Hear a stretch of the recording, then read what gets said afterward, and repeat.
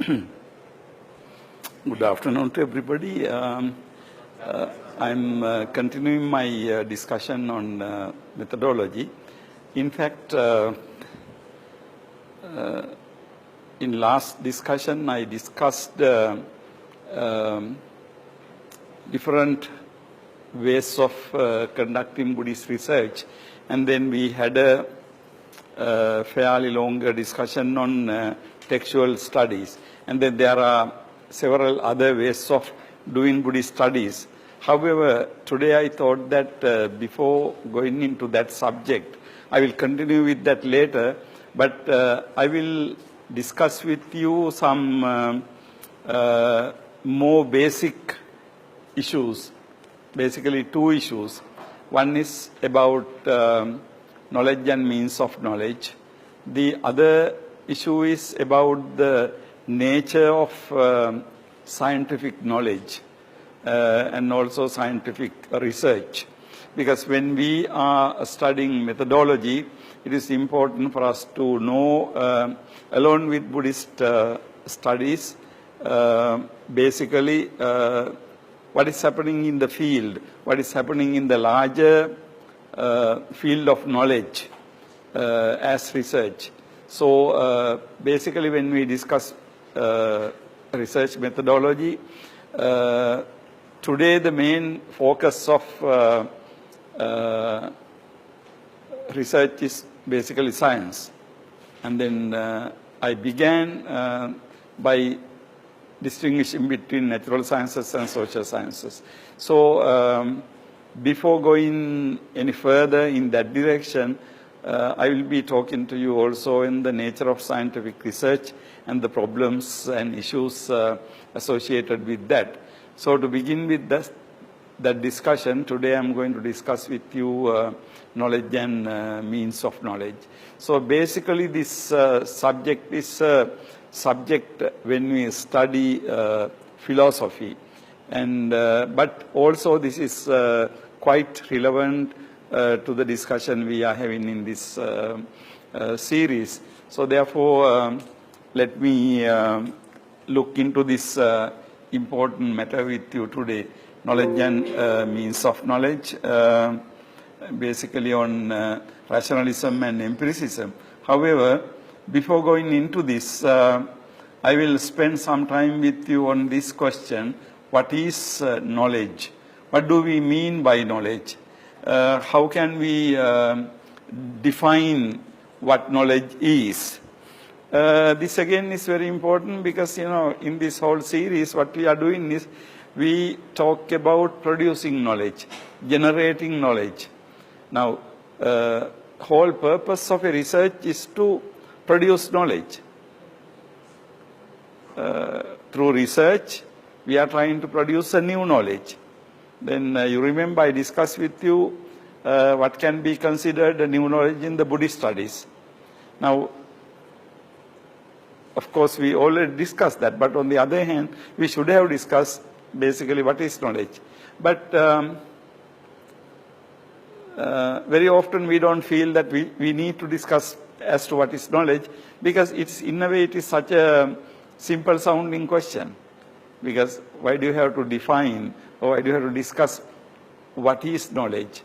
But, you know, although some questions appear to be very familiar, although they appear to be very simple, actually when you go into the question, those questions are not that simple, okay?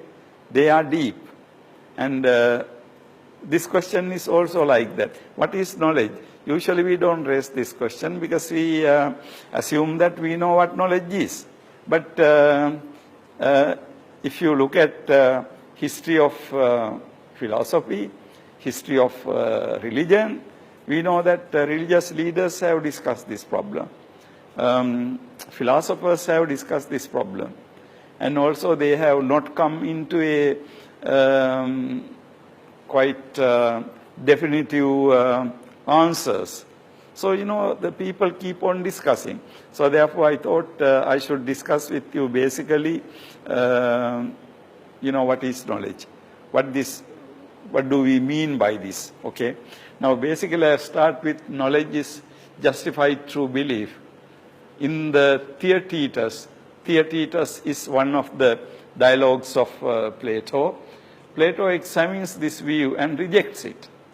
But it has some interesting aspects of knowledge, truth and justification. Now, this idea in Plato's philosophy, the main speaker, Plato's dialogues is Socrates. Now, this question is raised, what is knowledge? Now, the one prominent answer given is knowledge is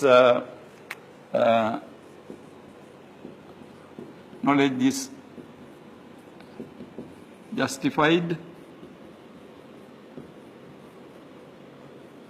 through belief. Knowledge is justified through belief. Basically, it talks about justification. Also, it talks about truth. And then belief basically means to accept that. But basically, justification and truth. Now, in this dialogue called Theaetetus, there's a long discussion on that. And then finally, Plato shows some weaknesses of the theory. I mean, I'm not going into this Plato's discussion here, but what I'm trying to tell you here by referring to this subject is, now, when you talk about knowledge, this theory says it is justified through belief. Now, justification is one thing. Sometimes, we have some knowledge. And, but knowledge also entails justification of it.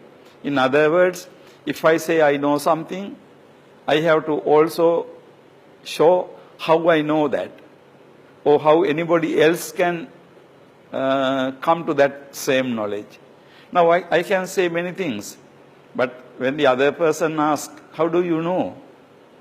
Now, if I cannot give a satisfactory answer to that question, that knowledge is problematic. Simply because I cannot share with you how I got that knowledge. I mean, I can simply make a statement like, okay, in your wallet, now you have 1,000 cats. I mean, it could be true. It could be true because, for a Burmese person to have some money in the wallet is quite normal. And it could be 1,000 cats not. So I could be right. But then the question is, how did I know that? Now, I can make this statement and it happens to be true. But how did I know it? How did I know it? If I could say that, okay, I saw when you take it out or something like that, then I saw it. But if I say, I just said or something, or I just know it, that is not a reliable knowledge. Because, it could, maybe I just said it, it could be true. But on the other hand, it also could not be true. It could go either way. So, justification of knowledge is very important. Now, in next section of the same discussion, we will be looking rationalism and empiricism. Actually, the whole discussion on means of knowledge is to show how we got that knowledge.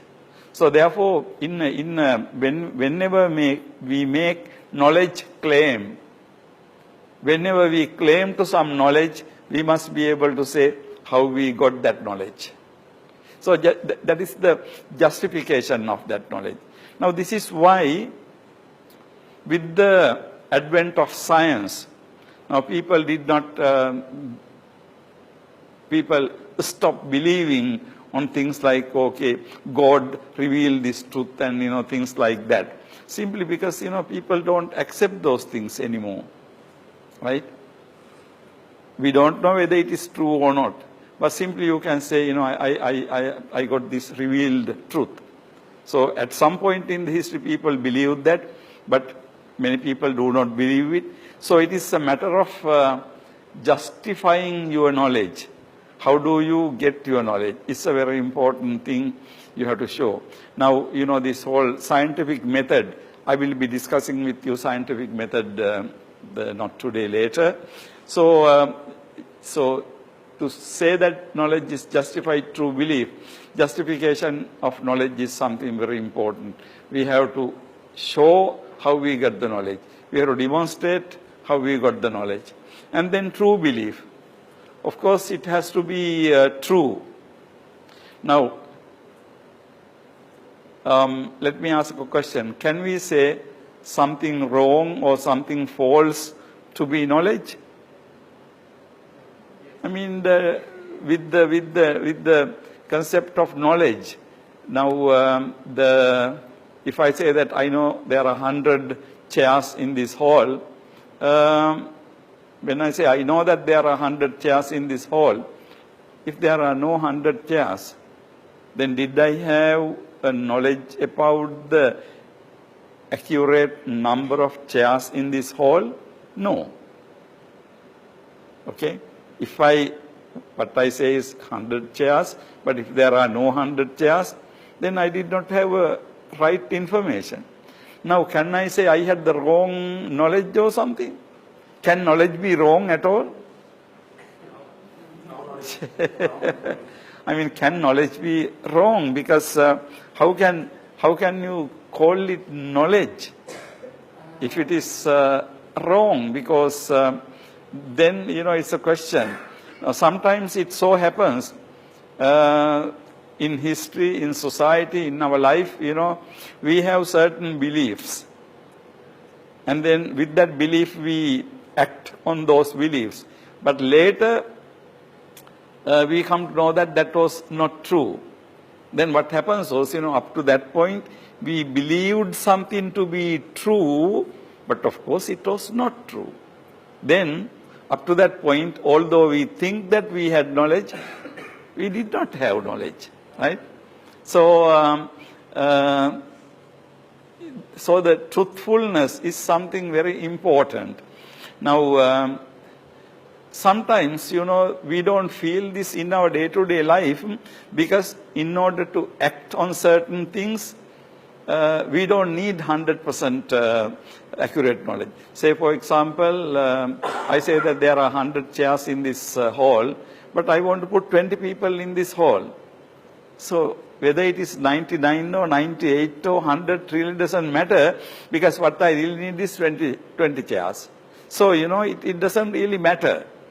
But it doesn't matter so long as practical need is concerned.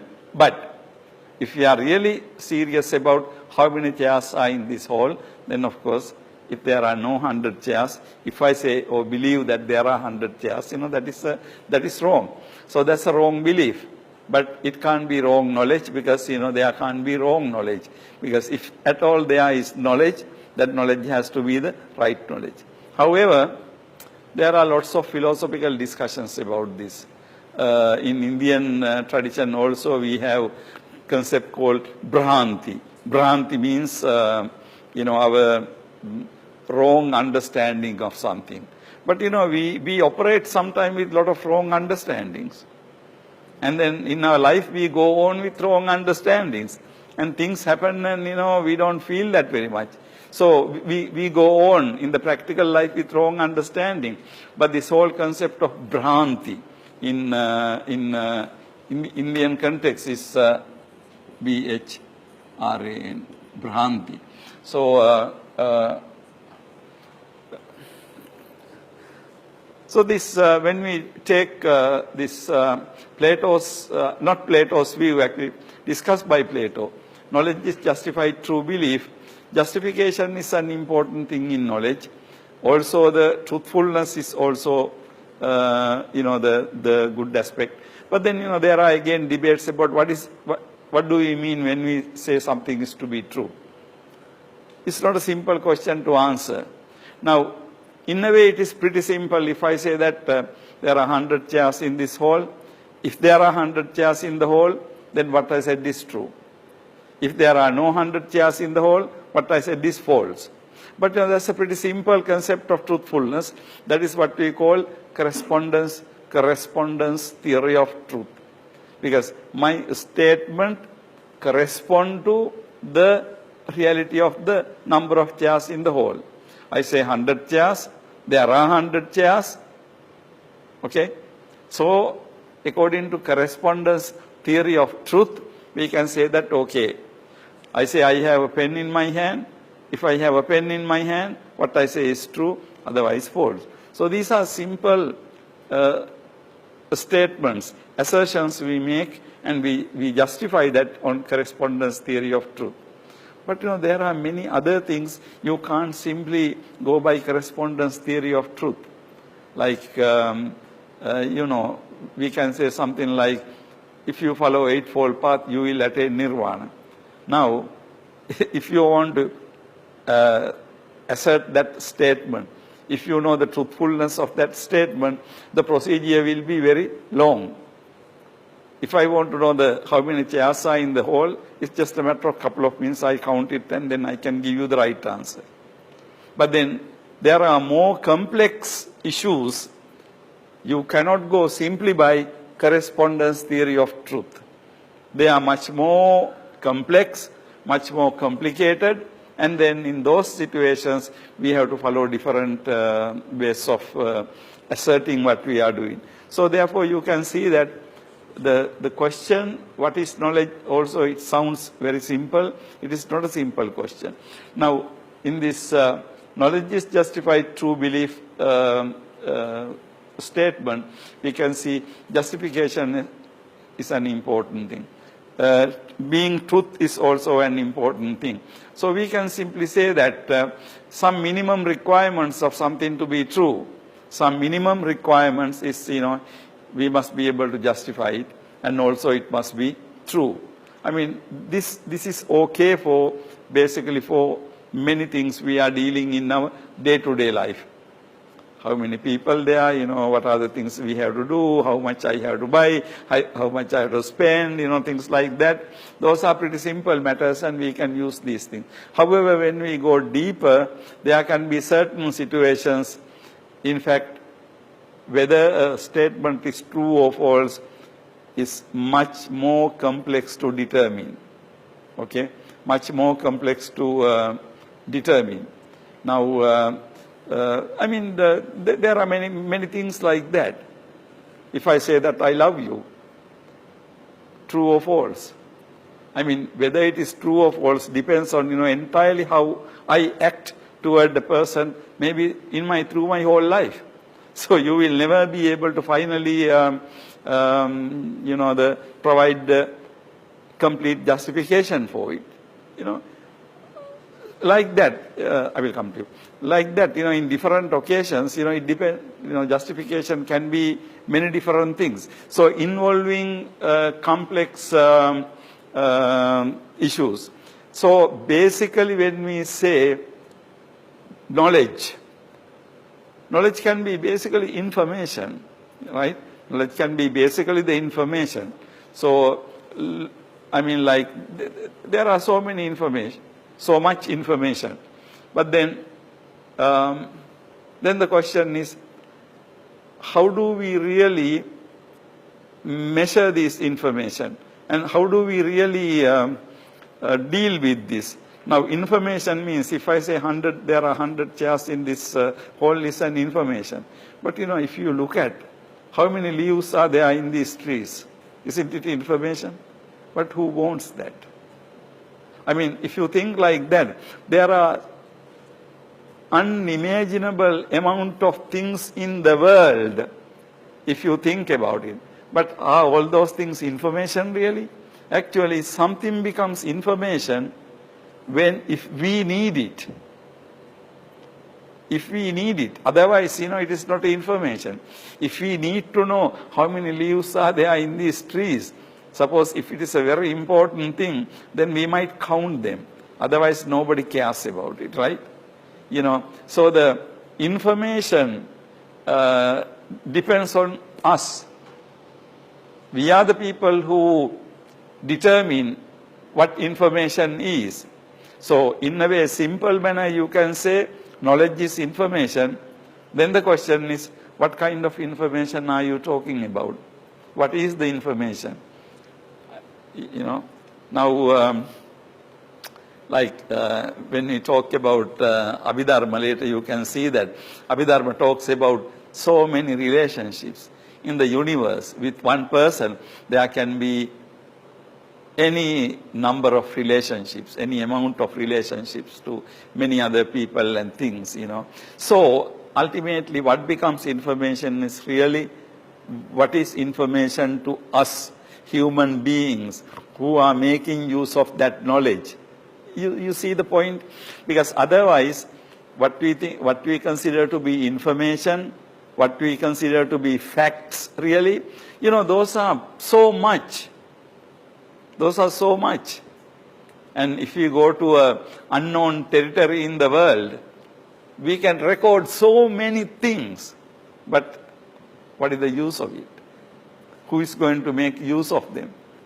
So, information, fact, we talk about these things, but you know, those things very much depend on the people. So therefore, when you try to define knowledge, okay, what is knowledge? Is it information?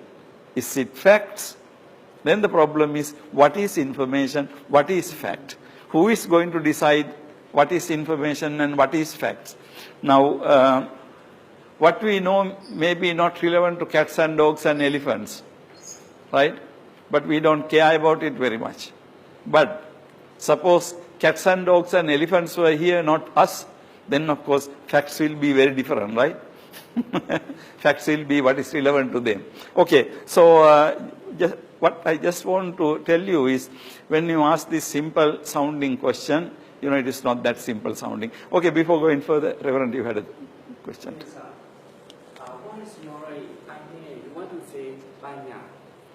Okay. Because in English, knowledge and in Pali paññā are a little different.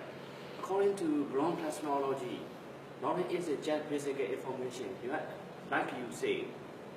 So, in paññā, according to 21st century scale, paññā means 8 kinds of multiple intelligence, 5 functions of brains, and learning and experience. It is called knowledge or paññā. Now you want to say knowledge or what you want to say, knowledge or paññā? In Pali, I think language. When we bring this other dimension, like when in Pali, whether we say jnana, paññā, you know, Reverend, now again, I will come to that really. I will come to in Buddhism, sutta-me, cinta-me, and bhavana-me, paññā. Now, also we have the term jnana. Now again, you know, if we talk about this aspect in Buddhism, I mean, you can talk about hours and hours and hours, because there is so much in the Buddhist tradition as to what knowledge is, what paññā is. And I will come to that point, Reverend, because you know, it is not that simple, because we cannot say this is what Buddhism means paññā, because Buddhism can mean by paññā many different things, okay, many different aspects. So we will come to that point. Thank you for pointing it out.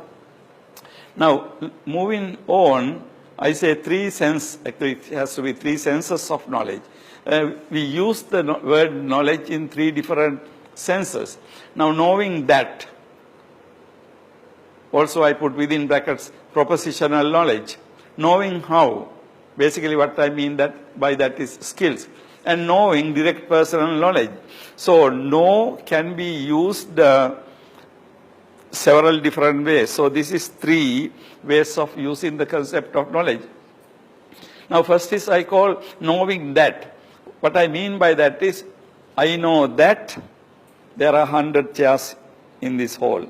I know that there are 25 people in this hall. I know that there is academic center in Sagaing. I know that there are 900 temples. So like that, you know, you start, I know that, and then you have a fact that there are 100 chairs, there are 25 people, there are 1,000 books, and so on, so forth. Now, all these are kind of information, and we express that knowledge from proposition. Proposition means sentence, through language, by a statement. So that is why that knowledge is called propositional knowledge. In other words, what you know can be put into a sentence. If you say, I know, I ask, what do you know? Then I know that. You understand? So, this is basically the knowledge we are talking about in many instances. You take your school textbooks. What do they talk about? They usually talk about the propositional knowledge. You learn history, then history says quite a lot of things about the ancient kings, generals, countries, and stuff like that. And you go to geography, you go to literature. Textbooks are full of propositional knowledge, right? You take the daily newspaper, full of propositional knowledge. You listen to the TV and radio, full of propositional knowledge. You read, all these things are propositional knowledge. Now, basically, this propositional knowledge is the knowledge that you can impart through sentences or through language, and also basically it refers to certain facts or certain information. But as I said earlier, facts depend on us. Information depends on us, what kind of information we need. So that's the information, other things are not information. Now, today, suppose if you are listening to a radio station or TV station, news is what they consider to be news, not what you consider to be news, okay? So that is how, our life goes on. But anyhow, so the number one is the propositional knowledge, knowing that. And the second thing is knowing how. Knowing how means something like this. I can say, I know how to make a chair. I know how to make a dress. I know how to cut my hair. Now, what do we mean by these things? I know how. That means, when I say I know how to make a chair, of course, I can do something. So we are talking about a skill. Skill I can do. But if I'm a good carpenter and I can make a chair, but if you ask me to, okay, write how you do it, I will not be able to do that perhaps, because I may not have the propositional knowledge skills with me. Like number one, I may not have. But although I cannot write how to make a chair, but you give me the material, I will make a chair and show you how to make a chair. Right? But also that's a knowledge. Right? That's a knowledge. But that knowledge is a different knowledge. That's a skill. Right? Where do you have that skill? Propositional knowledge, language, you can say in your brain, in your memory, or whatever. But when I say skill, in the practice, but where is the practice? Socially constructed. No, it's not socially constructed. What I mean is this. Okay, I can, make a tune of a song, but where is the tune? Where does it come from? Oh, I can sing a song, but where does it come from? Where is it stored? Yeah? Sometimes it comes from talent. Yeah, but where is the talent? Yeah, it does come from talent. But you see, the skill is, I'm just joking, the skill is something, we practice, but some kind of skill we acquire. But when we are like this, you don't know my skills. But if you ask me to do something, then you can see how I am doing it. Then you know that. Skills you don't see. But of course, we do have skills. But where is it located? Maybe it is not a very good question. Right? Where it is located, not a very good question. But we know that. I am confident. Now, if you ask me to sing a song, if I know it, then I can. But I don't have to rehearse it or something. I know that it is with me. It is in me.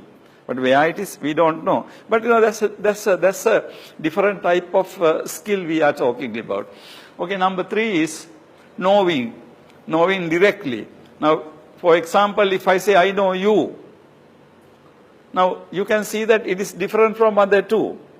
It is not knowing how, it is not knowing that, but I say I know you. That means I know you as a person, or I am familiar with you, I have met you before, or I know who you are, and all these things are included that.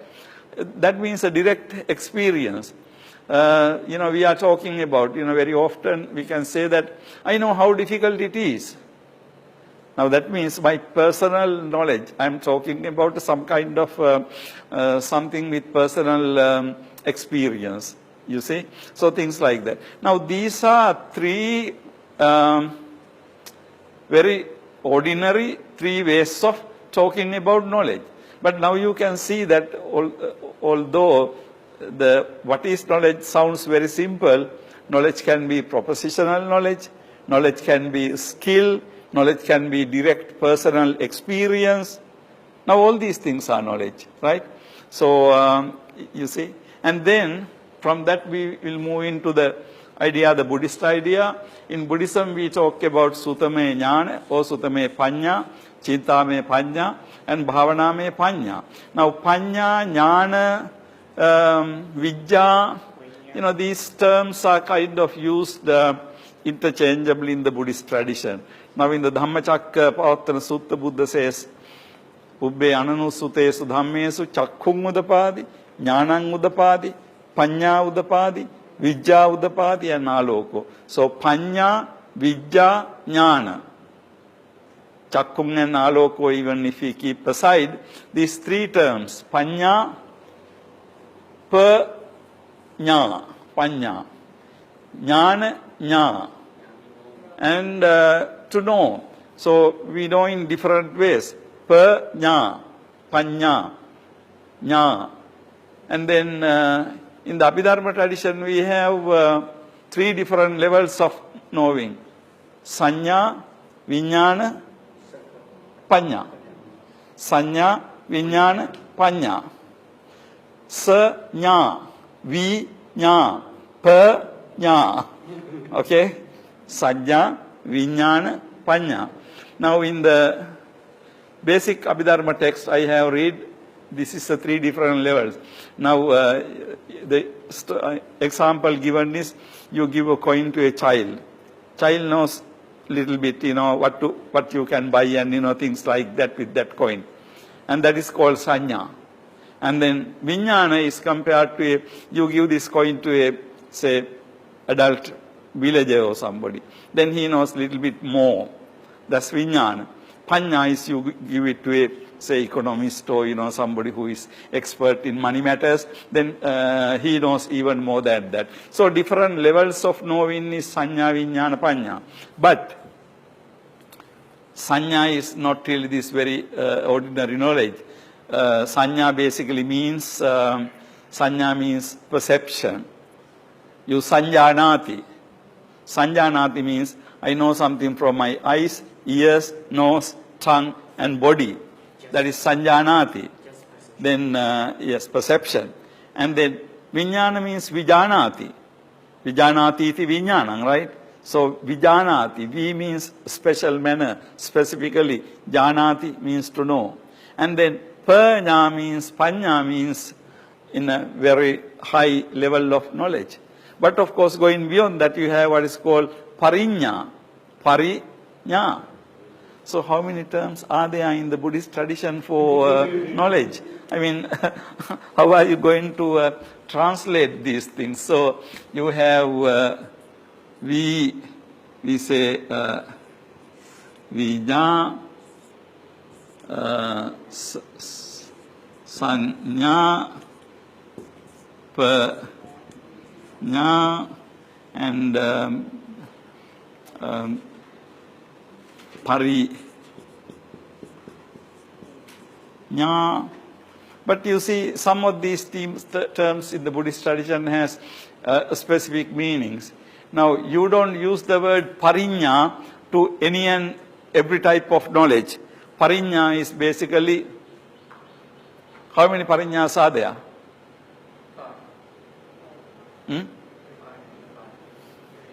Don't look at my fingers.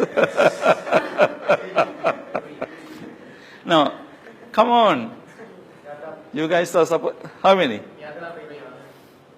How many pariññās are there? Three. What are them? Ñāta, tīrana, pahana. Very good. So there are three, not five, okay? Ñāta, pariññā, tīrana, pariññā, pahana, pariññā. Pariññā is used in a very specific manner. Pariññā refers to a highest knowledge, right? So it is not really ordinary knowledge. But you can see that now the issue is, responding to your question really, in Buddhism, these things have been used in a very complex manner. Now, for example, paññā is being used, if you take in this concept, sutta-me paññā, cinta-me paññā, bhavana-me paññā. But, you can see that these are many, occupy many levels. But basically, sometimes we have this problem. Now, if you take sīle patiṭṭhāya naro sapañño cittaṃ paññañca bhāvaya. Now, there paññā means vipassana, vidassana. So, paññā refers to something different. So, in Buddhist tradition, this knowledge indicating terms are diverse.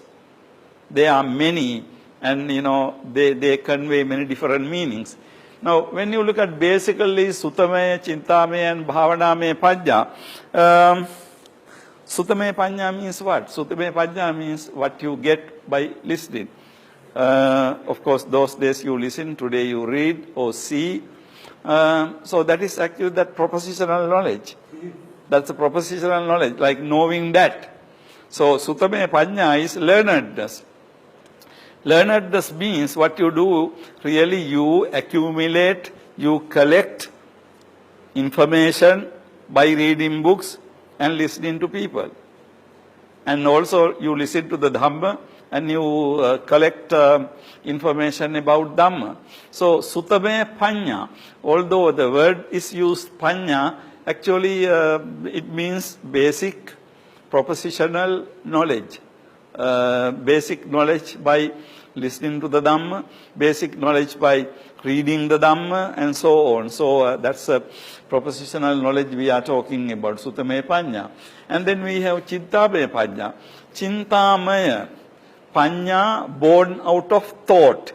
Cinta-maya. Cinta-maya means born out of cinta. Now, what does it mean? Cinta-me paññā. How do you get knowledge by thinking?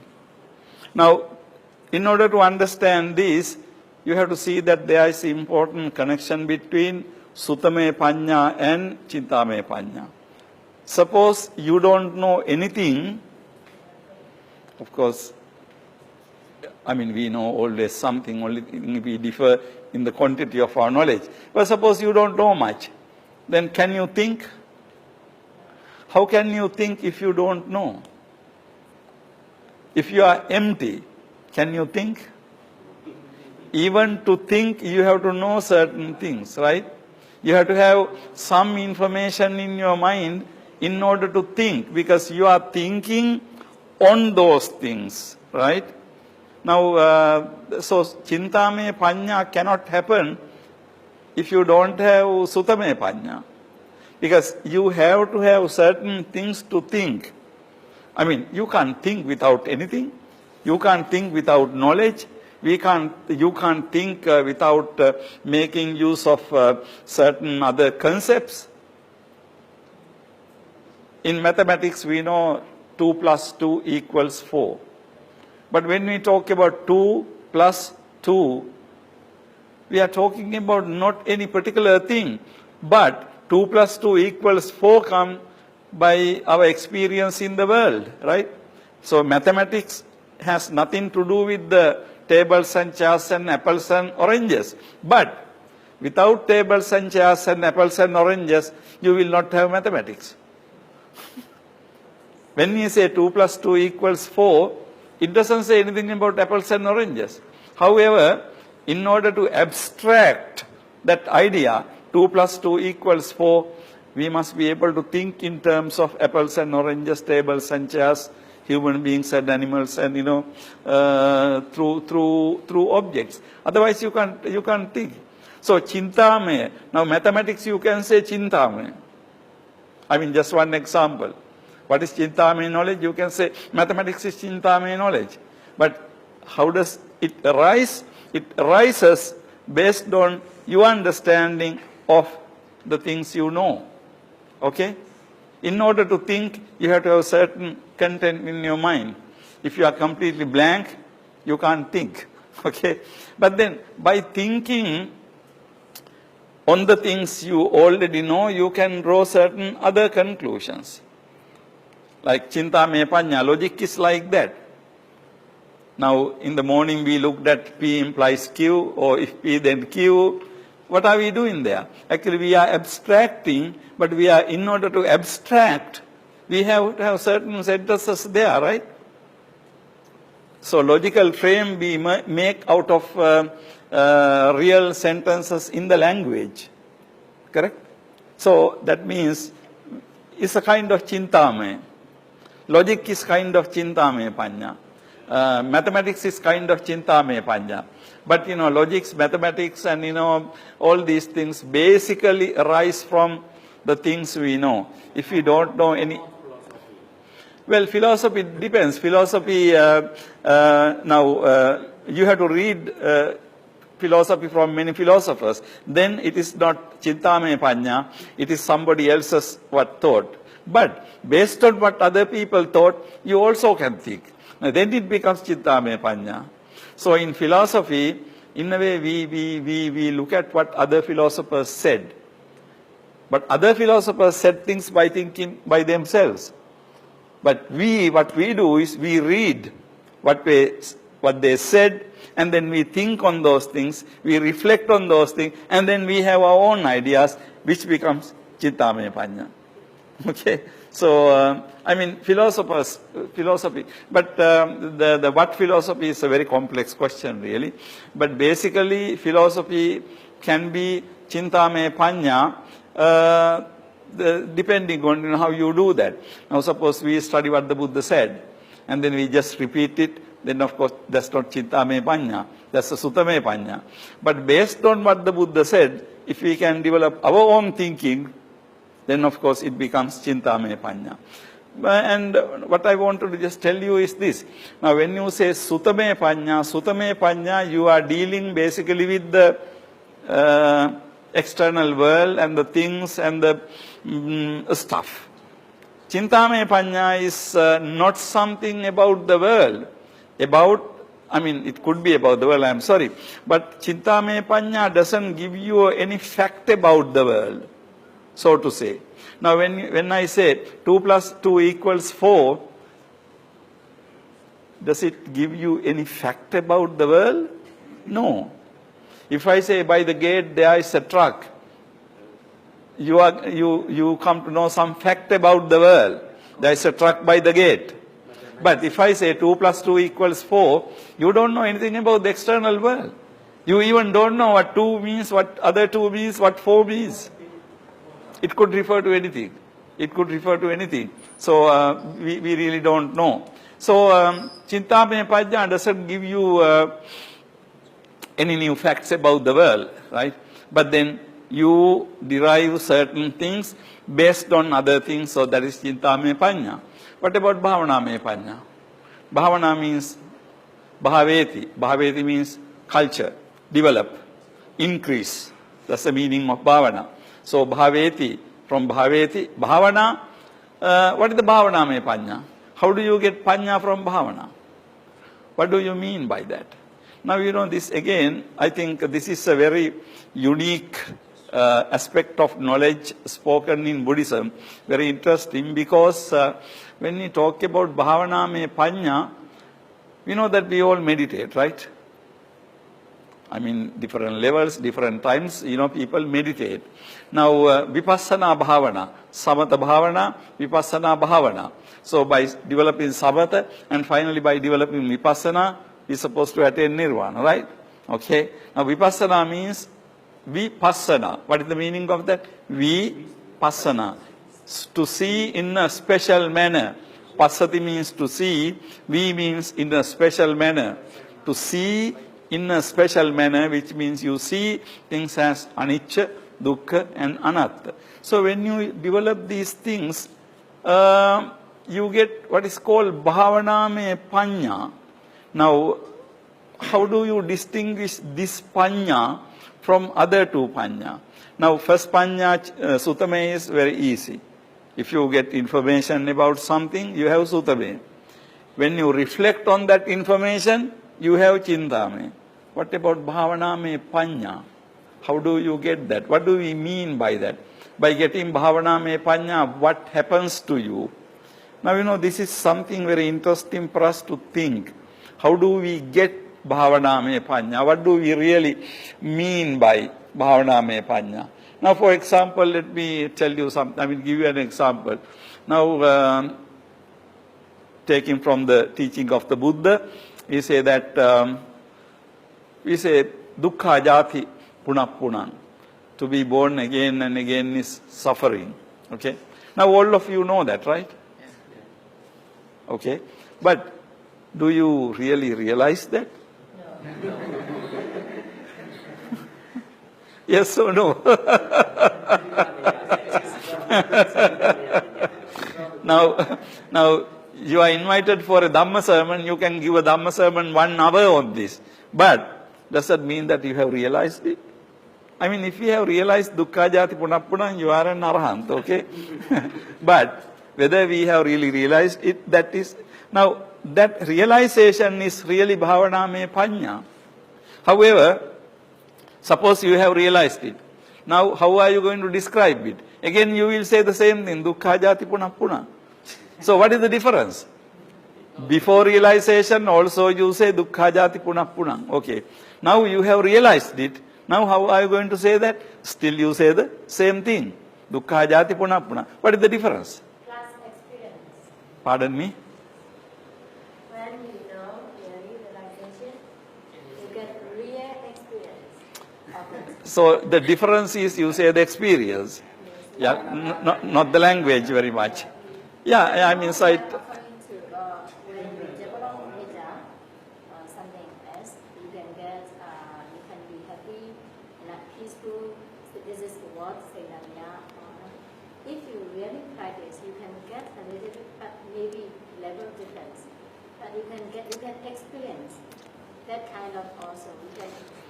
Good. So the real difference lies in the, not really in what you state, really, what you say.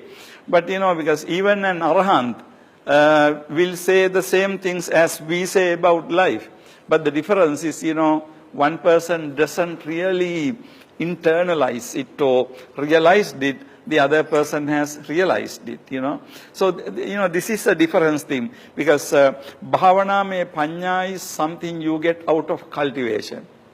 It's not a new knowledge. We can't say it is not a new piece of information. But, it is a new experience, new ability. Now, same thing you can get a little simpler example. Suppose I am developing maitri, metta. Now, I can say my metta in a statement, let all beings be happy or something. But whether I can make this statement by my mouth. But whether I really have metta in me depends on my meditation. You see the difference? So at some level, you can utter it, you can say it. But another level, you keep on practicing it, you keep on being nice and kind to others, and and then at some point, metta becomes a part of you. Metta becomes part of you. Then again you will say, may all beings be happy. But your statement, before you had metta like that, and now there is a difference. But that difference is not in the language. Not in the language. Because the statement will be the same. But the quality of your statement is what it means. So I'm trying to tell you what bhavaname paññā means. So the bhavaname paññā is not like sutame paññā, not like by reading or something, or chintame by reflecting on these things. I mean, reading is important, reflecting upon is also important, but ultimately it's also important for you to develop some of these things in the person. Now, I would consider this is not only in Buddhism, of course, in India, there were other religious traditions also developed in the meditation. But, this is a somewhat different type of knowledge. Now, again, you asked this question about paññā. Now, you can see the concept of paññā, how widely this concept is used in the Buddhist tradition. You can't give a simple answer.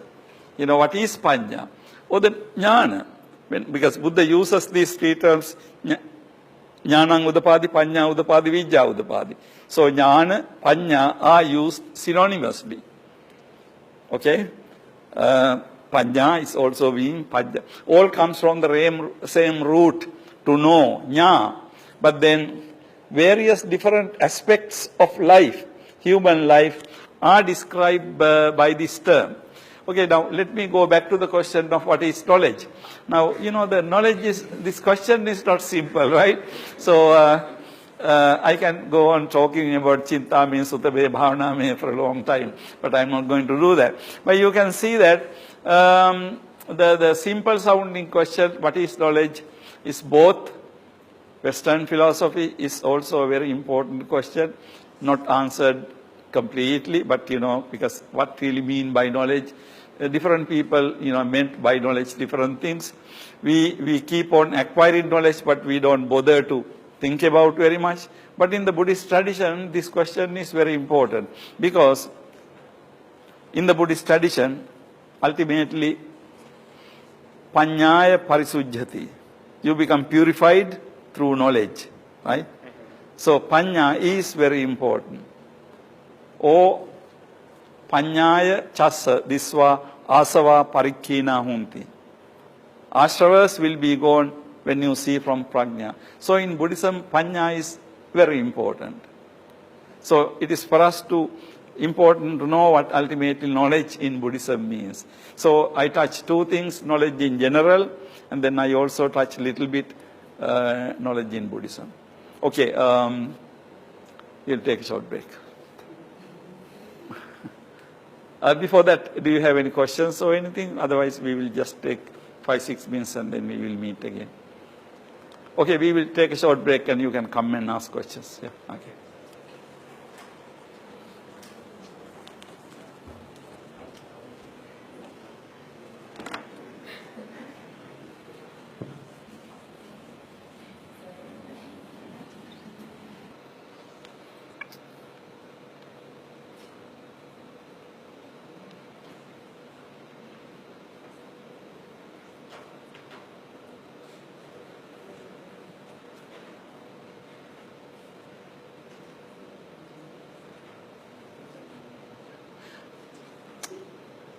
Okay, now let me move into the next part of our discussion.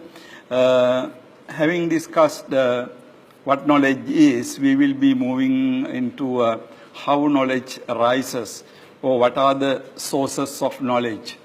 In my previous discussion, I referred to you to the concept of justification of knowledge. Now, justification is really, you have to be able to justify or explain how this particular knowledge originated. What is the source of that? So, in studying basically rationalism and empiricism, we are just looking at how knowledge usually arises. Now, in the standard philosophical discussions, there are two theories about it, two views, rationalism and empiricism. These are the two basic concepts when we talk about origin of knowledge. So, number one is we talk about rationalism. Now, this rationalism comes from the word reason or reasoning. So that is basically what is related to reasoning. Believing in reasoning is rationalism. And then we have empiricism, basically means P-E-R-I-C. Experience, sometimes we say sensory experience. So, rationalism and empiricism, or reasoning and experience, we are basically talking about two different the ways of arising knowledge. Rationalism is the view that knowledge originates from reason, in the sense act of reasoning or rational or reasoning faculty. Now, this can be described in several different ways.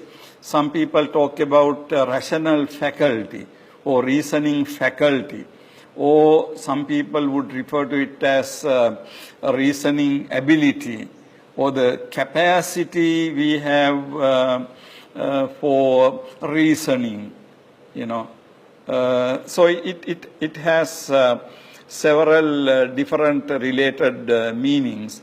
Now, when we talk about the rationality, rationalism, now today in ordinary, not ordinarily academic and philosophical discussions, we use the term rationality.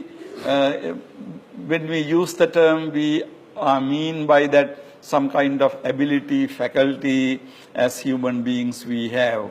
And also we describe human beings as rational agents. Agent is a person who does something. When we use the term rational agent, what we mean by that is a person who does things for reasons. Okay? Who does things for reasons. Having reasoned out, you do certain things. So that's the kind of thing we mean by rational person or rational agent. Now this reason is connected to it, but in the different philosophical traditions, you can see that it has its meaning has been evolved gradually. So at some point, people have believed that, we have a rational or reasoning faculty. From that faculty, we discover certain things that we cannot discover by other means, something like that. Now, of course, those are open for debate, and we can have a discussion on those things. So this is basically rationalism. And Plato believed that human beings are born with knowledge. In the Meno means another dialogue of Plato, one of his dialogues, he tried to prove that a totally illiterate slave boy had knowledge in fundamental mathematics. Now, when we look at the history of philosophy, we have certain examples of this rationalism. Now, one idea of rationalism was to believe that we are born with certain forms of knowledge, and by reasoning, by logical reasoning, you can dig out that knowledge from you. Now, this seems to be basically what Plato believed in the Western philosophy. So according to this idea, we are born with certain views, certain things. And then by rational discussion, you can take that out. Now there is a very interesting example in the Meno. There is a dialogue called Meno. Earlier I referred to Theaetetus, like that there are so many dialogues of Socrates, written by Plato. So in this particular dialogue, there is a very interesting experiment. Now, Socrates wants to prove his theory that we already have knowledge.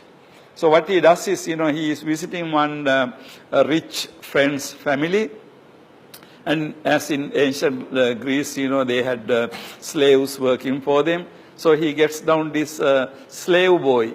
Now, slaves did not have any type of education. So he gets down this slave boy, and he asks several series of questions. And through those questions, Socrates wants to show that, look, this person knows some of the fundamental principles of mathematics. Now, of course, the mathematics is a difficult subject, and then the fundamental principle of mathematics you have to study. But then here, Plato is trying to show through Socrates that, the slave boy knows certain fundamental mathematical principles. How does he know that? He has never gone to school, he has never studied anything, nothing. But then Plato wants to show that, look, he knows. Now the whole idea is that Plato wanted to show that we are born with certain knowledge. Only thing is that knowledge doesn't come out. And Plato's education theory, Plato said something very interesting. Plato said, about his own work through Socrates, Plato said that a teacher's function is the function of the midwife. So he used this metaphor of the midwife. Now what does the midwife do when someone is to give birth to a child? Does midwife give birth to the child? Or what is the midwife's role?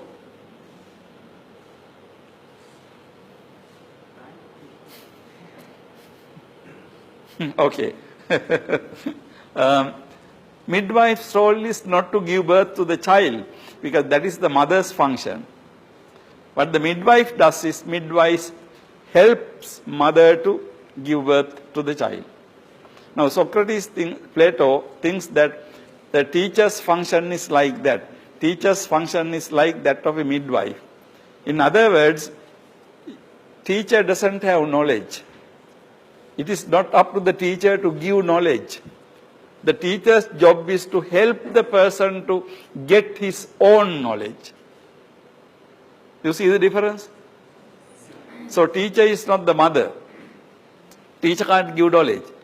But the teacher can help other person to get the knowledge out. Now what Plato did in the Meno, this dialogue, is that by discussing, by asking some the pointed questions from this slave boy, he showed that slave boy knows mathematics. Now he wanted to prove that. Of course, whether he did it successfully or not, that's a different thing. But his idea was to show that, look, the mathematical knowledge is already in us. So somebody has to take it out from us. So now this can be considered the form of rationalism, because you have the reasoning faculty. This reasoning faculty contains these things. So you have to take it out.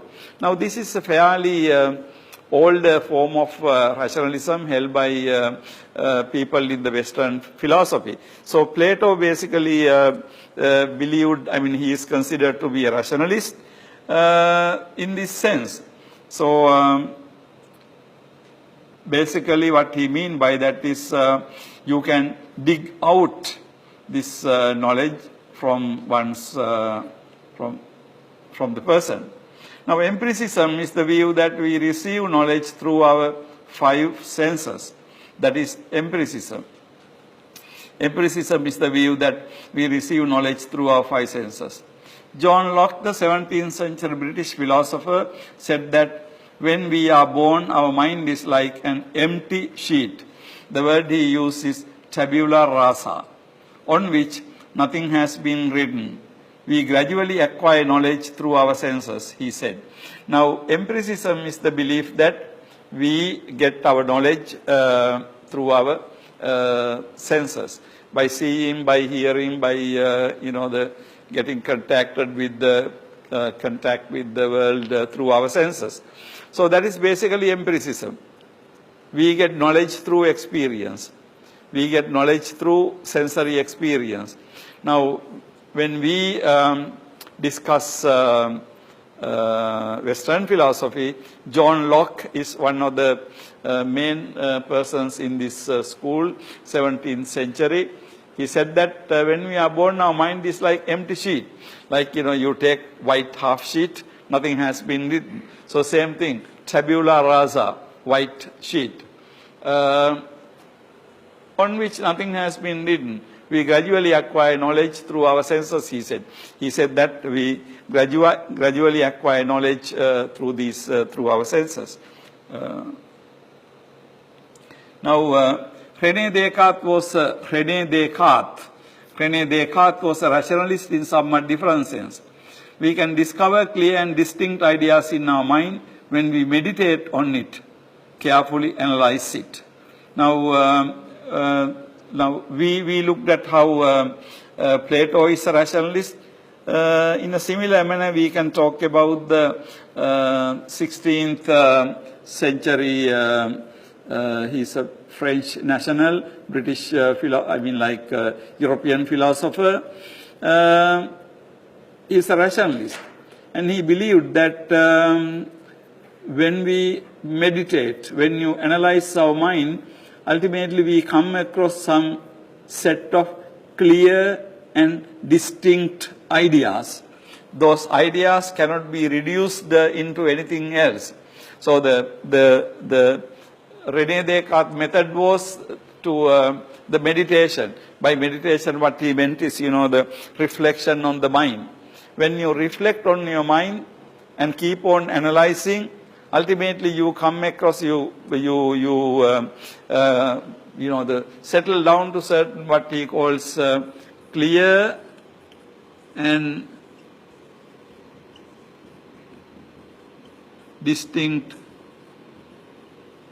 ideas. So clear means there is no vagueness, unclarity in these ideas. So they are very clear. And distinct, they are distinct. You can see them as uniquely singular ideas.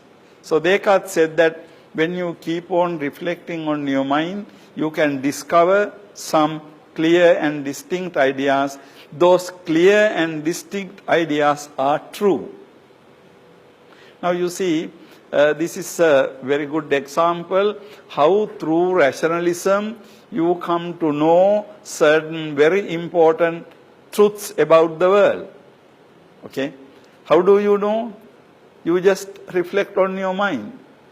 And when you reflect on your mind, close your eyes, sit on a comfortable chair or place, and then you reflect on your mind, and then you finally bump into, you discover these clear and distinct ideas. So these clear and distinct ideas, true. When you use the word true, true means they are real. Although you discover them in your mind, they are not something made by mind. They are true. For example, René Descartes said that when you clearly and distinctly, reflect on your mind, ultimately you cannot deny that you are a thinking person. There is a thinking person. Okay, that's number one clear and distinct idea according to him. There is a thinking person. And then the next one, of course, he goes on, reflecting like that. Then he said, if there is a thinking, I in this world as a thinking person, then he says, I cannot have come out of nothing. There must be a creator who created me. So then he goes to the concept of God. So according to René Descartes, the first is the concept of I as a thinking person is a clear and distinct idea. And then concept of God who created me, I, is another clear and distinct idea. Now when you have a God as a clear and distinct idea, of course then everything else is all right. Because then God creates the other things and it goes on like that. So now if you look at this whole enterprise, you can see that how did Descartes do it? He simply by reflecting on your mind, he discovered certain truths about the world. So now it is exactly in this sense, they use the word rationalism as a means of knowledge. You come to know some of the very basic, fundamental, important thing about the world not by your senses, not by looking at the world, but simply by closing your eyes and meditating on you. Okay? So this is a very interesting example of what rationalism means.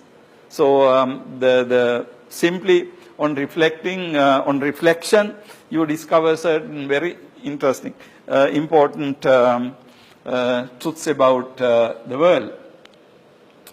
Today there is hardly any philosopher who may be called a rationalist in Platonic or Cartesian sense. Cartesian means Descartes' name is kind of abbreviated in Western philosophy as Cartesian sense. But there are those who believe in centrality of reasoning in acquisition of knowledge.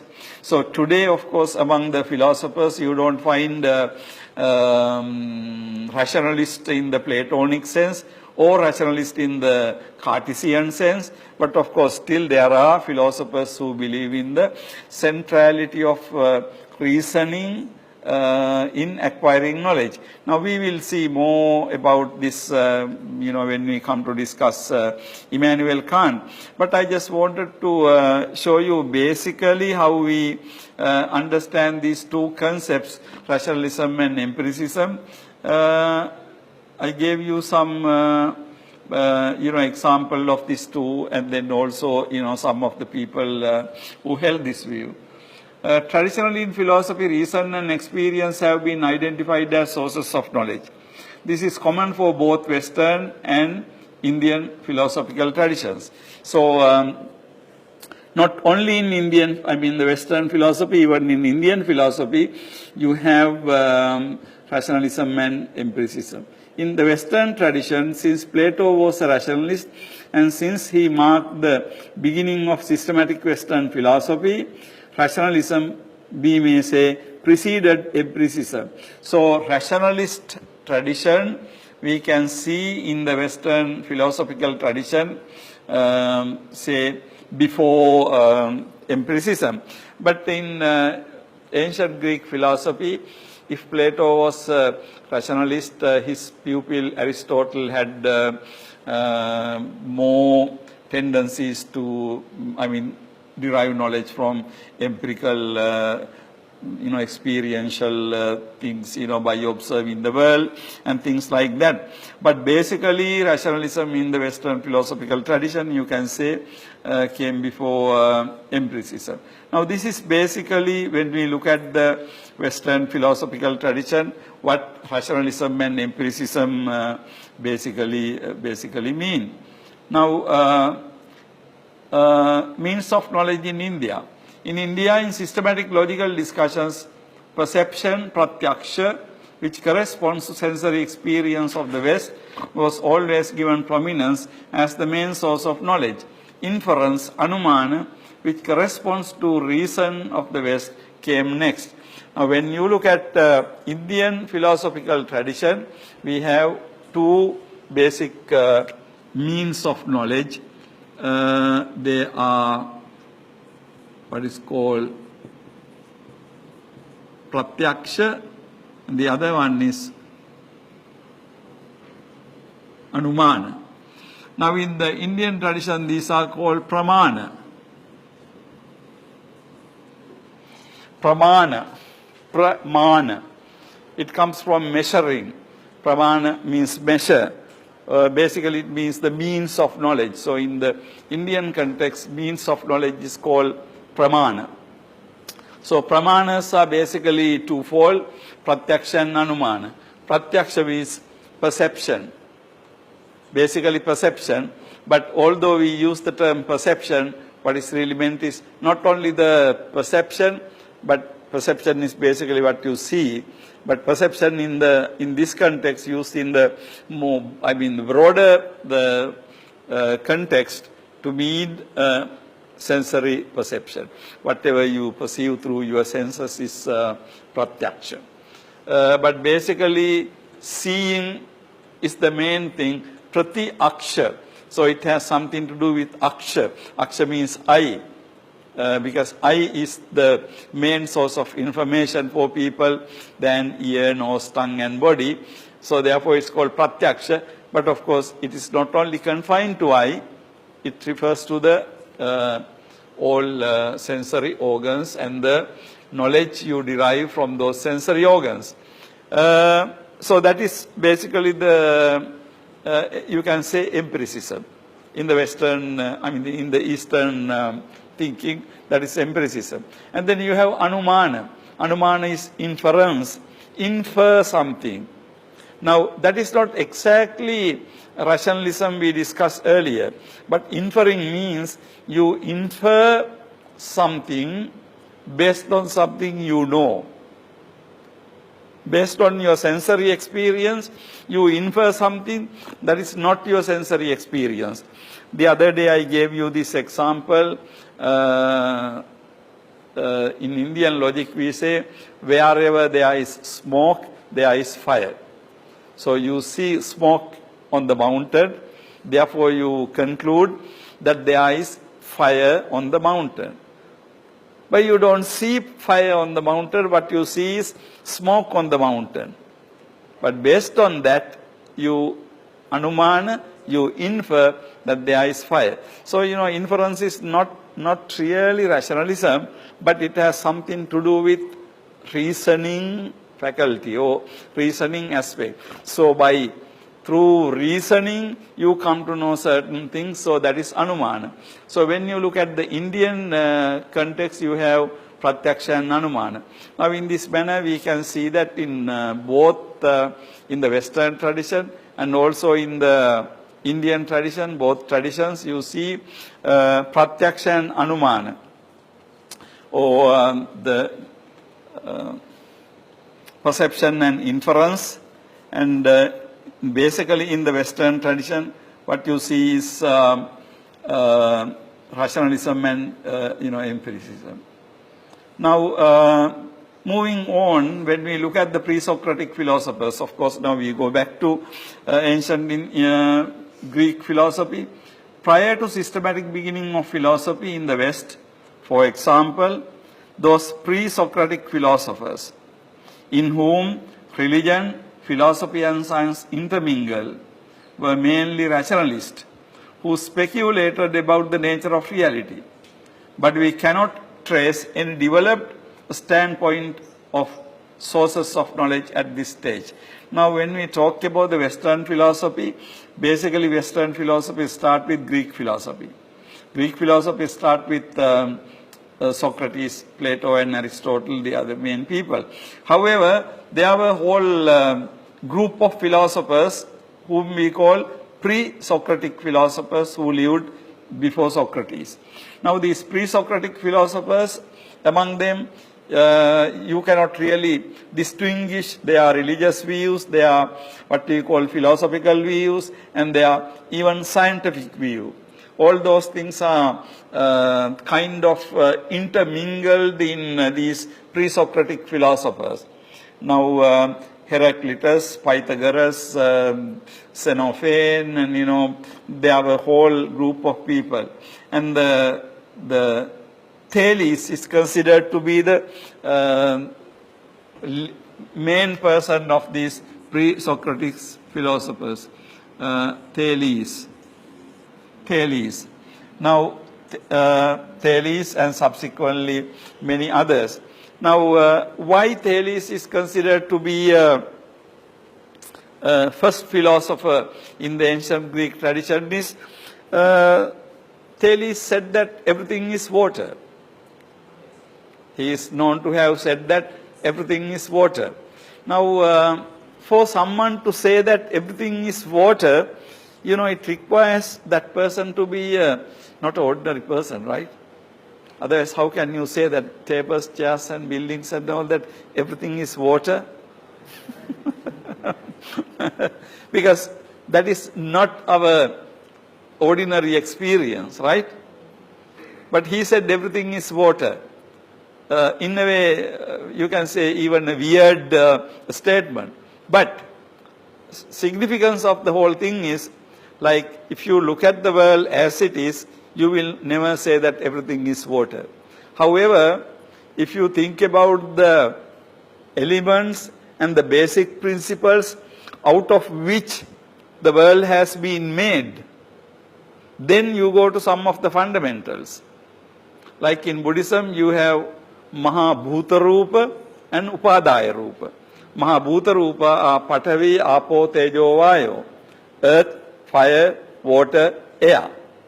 Now you see tables and chairs, but you don't see earth, fire, water and air. But for Buddhist philosophers to say that these are made of earth, fire, water and air, it's like Thales, right? We don't see water in the chair. We don't see fire in the chair, right? We don't see air in the chair. But Buddhist philosophy says that all these external things are made of basically Patavi, Apo, Tejo, Vayo. Those are the basic rupa. And then there are 24 upadaya rupas, subsidiary rupas. So out of these 28 rupas. But 28 rupas we don't see. What we see is tables and chairs and buildings and people and trees and animals, all these solid things, not really Patavi, Apo, Tejo, Vayo. So Thales is somebody like that, who said that everything is water. Now you can see that when you say that everything is water, it can be science, it can be philosophy, right? It may not be religion really, but of course, so Thales you can see a scientist, Thales you can see also as a philosopher. Now, how did Thales say that everything is water? By doing some scientific experiment? No. He said that through rational reflection. So you can see that most of these, they did not do, all these empirical scientific research we are doing.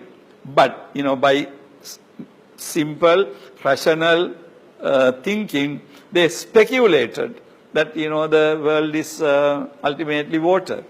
And then some other people said, world is fire. And, so on and so forth. So it went on like that. So therefore, when you look at pre-Socratic philosophers, in whom religion, philosophy and science intermingle, we can say that they are rationalists.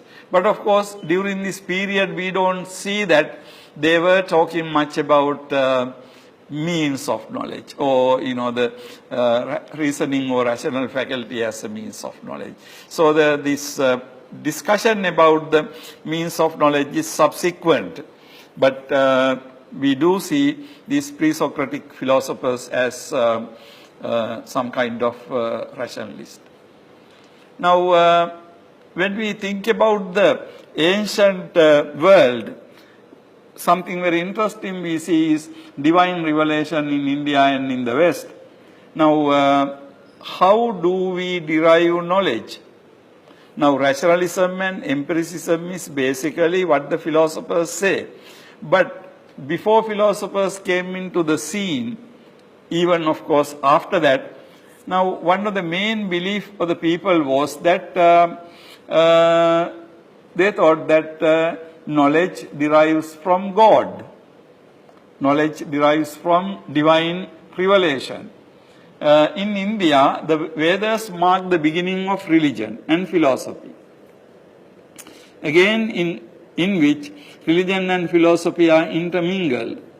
What we see in the Vedas is the authority vested upon it by alleged divine revelation. Alleged divine revelation. Alleged means we don't believe that it is alleged means so-called or something like that. Now it is called sruti. Sruti. What is the meaning of sruti?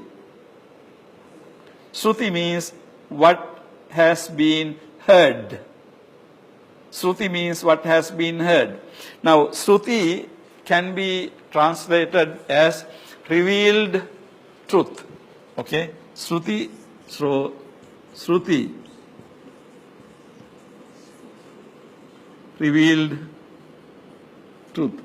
Now, this revealed truth is a very popular view in religion. In Christianity, we believe that Moses was given the 10 commandments by God. So 10 commandments coming from God. So God revealed it to Moses and Moses revealed it to people. Same thing with Muhammad. Muhammad is believed to receive it from God, and then Muhammad is only the mouthpiece. Muhammad is not a religious, like in that sense, a religious person. He simply received it from God, and he spread the word. So this divine revelation, whether actually Muhammad received it from God, we don't know. Whether actually Moses received it from 10 Commandments from God, we don't know. But the important is not whether God gave it or not, but importance is really why people believe that God gave certain things. So on the one hand, we have the concept of God, all-knowing God, and then all-knowing God giving something to the world, which means God is infallible, God can't be wrong, God is so good. So, with these qualities, you believe in God, what is given by God to be good. So, divine revelation was a very, very important aspect in ancient cultures and the ancient world as a means of knowledge. Now, the same thing with Indian tradition. Indian tradition, sruti. Sruti is what is heard. The belief is that the Brahma revealed these things to some of the seers, rishis. Now these rishis heard it from Brahman, and they came to the earth and they spread the word. So Shruti means what is heard. Okay. So in the ancient world, this idea of Shruti, revelation, revealed truth, is one source of knowledge. And also they consider it to be a very important source of knowledge. Accordingly, Veda is considered to be the Shruti revealed literature in the same way as Bible, the Quran, and the Torah. Torah means the ancient, the Hebrew aspect of section of First Testament, or the what we believe, what the Christians believe today. So all these are revelations by God. When you say God revealed, God is considered to be the omniscient. God knows everything. God is all good, not bad at all. And God is the creator. So if the omniscient, all-knowing, all-good God gives, there should not be a problem, right? So this is the idea of revelation. That again you can see that idea of revelation occurring in both Indian tradition and also in the Western tradition. So the Veda is a good example for this idea of Shruti. In the West, the authority of divine revelation emerges as the main source of knowledge, superseding the other two sources of knowledge during the medieval period, roughly corresponding to the 10 centuries from 5th to 15th Common Era. Now, it is interesting, in the European tradition, actually this revelation by God did not come at the very beginning. Now, in the European history, very beginning was pre-Socratic philosophy. Now, pre-Socratic philosophy is before 5th century BCE. BCE means before Common Era. Now, Socrates may have lived close to around the time of the Buddha, around 5th century BCE. So, before that, couple of centuries were what we believe to be the pre-Socratic philosophers period. So, very early stage. By that time, in the Indian philosophy, Shruti or the God revelation concept was already there. However, in the Western tradition, it was not there. In the Western tradition, gradually it came with, the Christianity becoming the dominant religion. And so from Plato lived in around the 3rd or 4th century BCE, then after Aristotle, and then up to the 5th century. So which means from Plato to 5th century may have been like 800 to 900 years, right?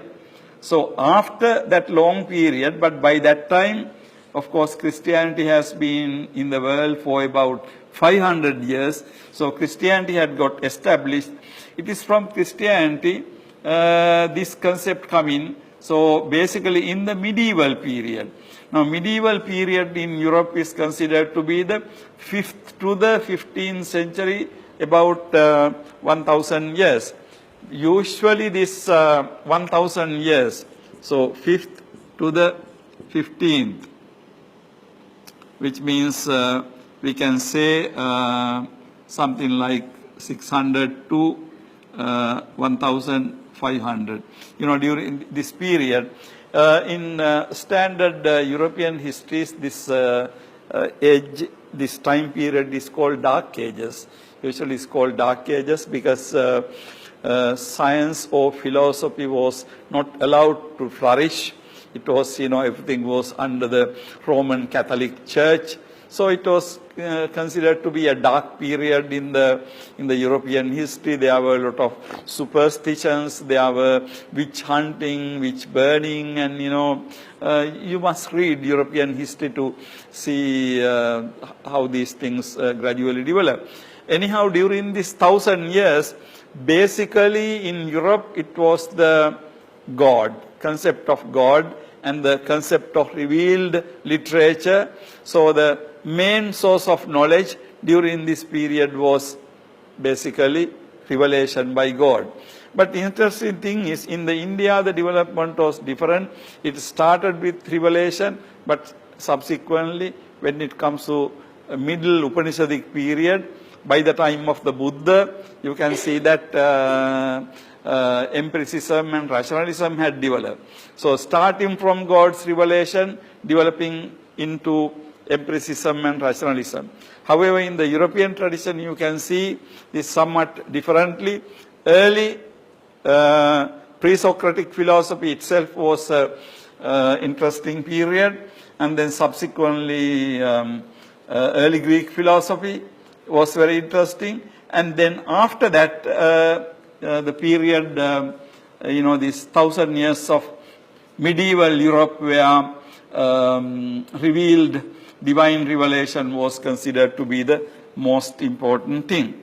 So now we will come to the authority of the word of the Buddha. Now this question I put here because if we are talking about the revelation of God as the means of knowledge, you get knowledge from the authority of the Veda or revealed literature. How do you consider the word of the Buddha? Then Buddhism being a non-theistic religion, the words of the Buddha are treated. How the words of the Buddha are treated is important. What did the Buddha say on this issue? The Kālāma-sutta Nikāya and the Vimamsi-sutta Nikāya are relevant in this context. Now, one thing we can discuss in this context is, we can look at the same problem. What does Buddhism say about this? What does Buddhism say about? How do the Buddhists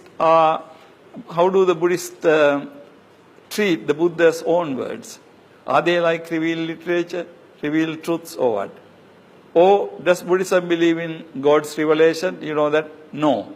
Because Buddhism doesn't believe in God, so for God revelation is not a problem. It doesn't occur. However, more important thing is, what about the word of the Buddha? Now, how are we supposed to treat the word of the Buddha? Word of the Buddha is like the God's revelation. Should we treat it that way? Or what is the way to do that? Now, this is another important thing for us to discuss, but I do not think I should go into detail. But if you want to look at now, say for example, Kālāma-sutta, where in the Kālāma-sutta, Buddha begins by ma anussavena. Now, don't go by anussava. Now, what is this anussava? Anusava. Actually, sava means savana, savati, hearing. So, actually, anussava means nothing other than sruti. Sruti also comes from the basic root of sravana, listening, hearing, so God's revelation. So, Buddha, the first thing Buddha says to Kālāmas is ma anussavena. Don't go by the anussava. Don't go simply because something is the revealed literature, sacred literature. Ma anussavena. Now, so Buddha outright reject that, there can be God's revelation or God's revelation as a means of knowledge. Now you have to understand this in the proper context. My discussion here is how the means of knowledge, okay? When we look at the ancient world, the concept of God is something very important in the ancient world, because they thought that, that is the source of knowledge. Knowledge comes from God. The word used is infallible. God is infallible, so therefore knowledge is also infallible. The words of God also is infallible. Cannot go wrong. Cannot go wrong. Now, Buddha did not consider it like that.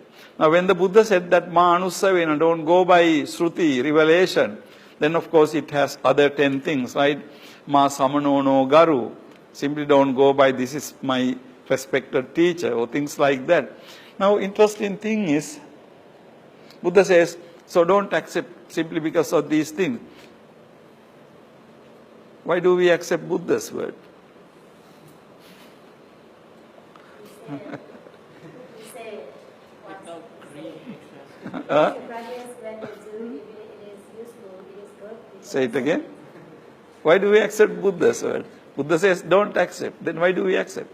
But he say also, if you know, when you practice, when you follow, and if it is good, it has good. So ultimately, yes, what you say is authority is you, right? If you know that by your practice something is to be good, something is to be kusala, wholesome, then accept, otherwise not. So now, have you read the Vimamsaka-sutta in the Majjhima Nikāya? If you have not read Vimamsaka-sutta. Now, Kālāma-sutta and Vimamsaka-sutta are a little bit different, because Kālāma-sutta Buddha taught to Kālāmas who said that they don't believe in any religious teacher. So, they are pretty open-minded people. They don't trust any religious teacher. But so Buddha said to Kālāmas, fine, don't believe anything. But would the Buddha say similar thing to his own disciples? Now, Vimamsaka-sutta is very important in that respect. Vimamsaka-sutta is what the Buddha taught to his own disciples. There Buddha says, parassa ceto pariyang ājanantena tathāgate samaññeva kātabba samma sambuddhova novāti. Whether the vimamsi, whether to know whether the Buddha is Samma Sambuddha or no, you have to do a samaññeva, sang anusavika, sang anusavika, sang anusavika. Esati means to look for. Samaññeva kātabba. Now that is very interesting, because although Buddha is Samma Sambuddha, Buddha doesn't want simply people to believe that. He says this to his own disciples, you do a samaññeva to see whether the Buddha is actually the Samma Sambuddha or no. I think this Vimamsaka-sutta is Venerable's even more important than Kālāma. Kālāma is important, but Vimamsaka is more important in the sense because Buddha applies the same rule to his own system. Otherwise, you can say that, look, you can say to Kālāmas, because Kālāmas didn't believe in any religion. But what about the disciples, or own disciples of the Buddha? Even for, his own disciples, Buddha said that you have to don't accept, me to be Samma Sambuddha just as it is. You have to do a samaññeva. So, this particular aspect, how do we treat the Buddha's own words, it's a very important thing. I don't want to go into a lot of details, but of course there is so much written on this issue. Within the Buddhist tradition, how we are going to treat the word of the Buddha. So that's a important issue for us to discuss. If you have not read Kālāma, read Kālāma. Have not read Vimamsaka, read also Vimamsaka. At Kālāma also, many people read only the first part, but read the entire Kālāma-sutta. It's a very interesting sutta. So, in philosophy, John Locke was an early champion of empiricism. He argued against the age-old belief that people are born with certain forms of knowledge, innate ideas. Now, you are familiar. Now, this is what basically Plato held, right? When Plato had this discussion in Meno with the slave boy to show that there are certain innate. Innate means inborn. You are born with certain things.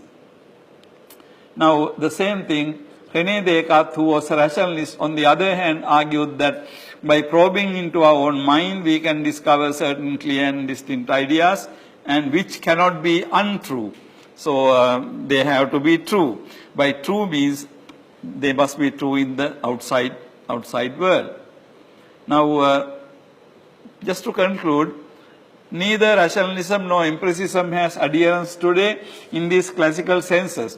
That means nobody is a rationalist in the Platonic or Cartesian sense. Nobody is an empiricist in Lockean sense, in the sense of John Locke. The modern view has been greatly influenced by Immanuel Kant, 18th century German philosopher, who combined rationalism and empiricism as producing concepts and percepts. Neither can be meaningful in the absence of the other. He famously said, concepts without percepts are empty, percepts without concepts are blind. Now, I'm just doing a very surface work here, because usually in order to study Kant, you will have to study several months, what Kant says. So I'm just trying to do it within a couple of minutes. So I'm not doing justice to these philosophers. But what I want to just to show you is, how this concept of means of knowledge evolved in both Eastern and Western traditions. Now, ultimately, it is Kant who combined these two things. Because on the one hand, we say that knowledge comes from empiricism, like senses. But the problem is, okay, I see things, I hear things, and I get a lot of things from my senses. But how do we really order these things in the proper manner? How do we organize these things? How do we make sense out of these things? So Kant said that, of course, knowledge comes from experience, but that knowledge that comes from experience has to be ordered, organized by certain concepts that are in our mind. So there you see Kant is combining both empiricism and rationalism. In other words, Kant is saying something like this. Our knowledge comes from senses. He doesn't dispute, contest that. So knowledge comes from senses. However, that knowledge that comes from senses has to be ordered by certain structures in our mind. Now, certain structures in our mind is pretty much similar to the innate ideas. Because we have certain things in our mind, it is only through those things that we organize the knowledge. So here he used two things.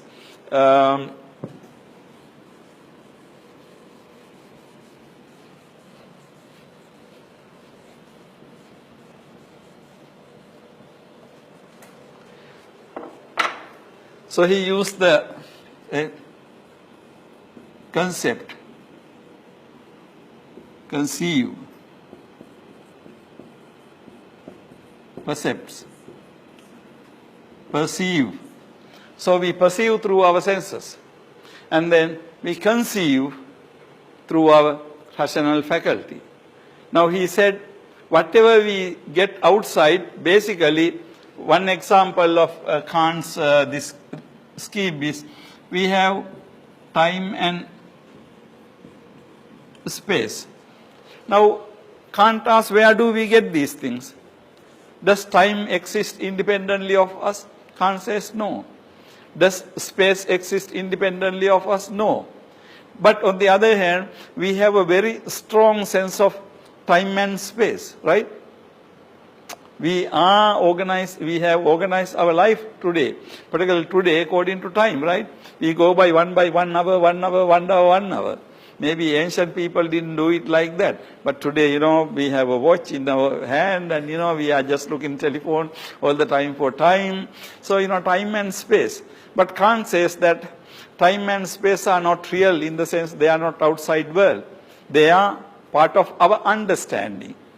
So, on the one hand, we get things from our senses and then we put these things through our understanding machinery. Then only comes meaningful things. Without the ideas of space and time, categories of space and time, for example, we can't understand anything. But where do the categories of space and time come? Are they coming from outside? No. They are our own contribution to knowledge. So he said, we need both concepts and percepts.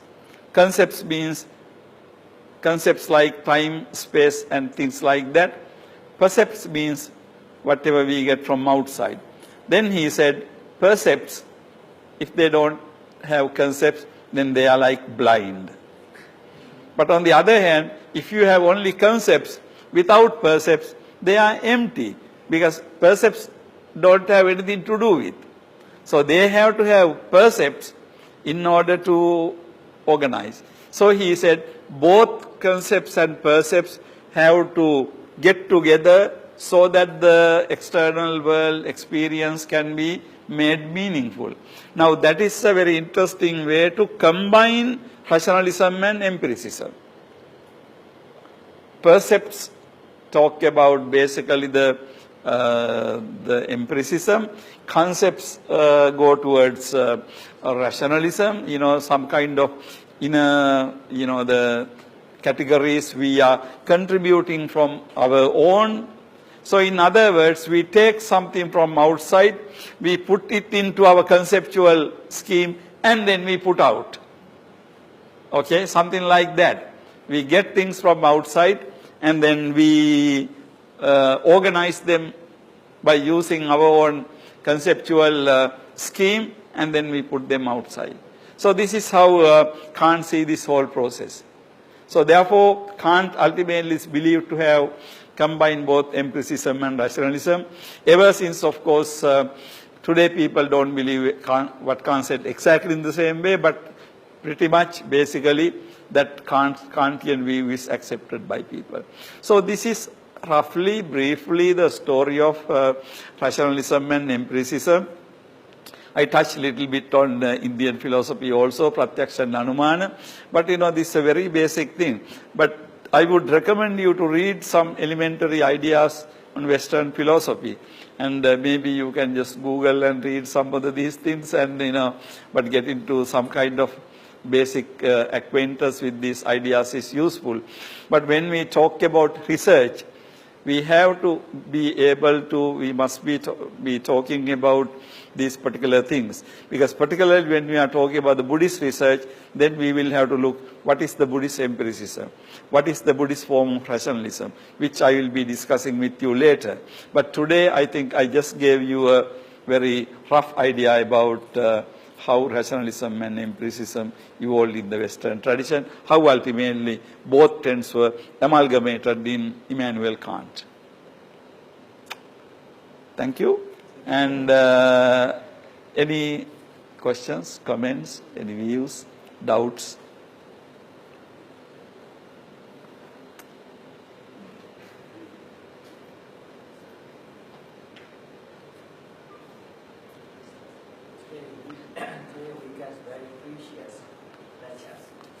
Pardon me? Today we get very precious lectures. What about the other days? Come on. The reverence, I know some of these things can be new to you, some of you, but my idea is you to be motivated to read more on Western philosophy, because we need to get some understanding. Then only our Buddhist research and Buddhist understanding can be more meaningful, right? Because if we just know only the Buddhist tradition, that is not enough. So you need to know little more about Western philosophical tradition, how it started, what are the main things, things like that. Yeah. Okay. So I know all of you have modern machinery, so do Google and see, and read about Kant, read about Plato, read about Socrates, and then bring in any questions we can discuss further. So the next week in our discussion, I will be looking at the nature of scientific knowledge. So that also is again connected to this issue, but I will be basically looking at what is called induction and deduction and the problem of scientific knowledge. Okay, then I will wind up for today. If you don't have any more questions, I see you tomorrow. We will discuss in the morning Nagarjuna. And then in the afternoon, you have this handout. Actually, this chapter is very important for reading Nagarjuna. So please read this chapter. Entire book is also very good, but I just took the second chapter. Let me see that. Is it chapter 2, Silence of the Buddha. Please read this, and if you have any difficulty in understand the text, you can always raise, if you have any question about the understanding the text. And then, of course, we can go on. So this reading this will be useful for you to Nagarjuna course also. All right. Thank you. Okay, thank you. Okay.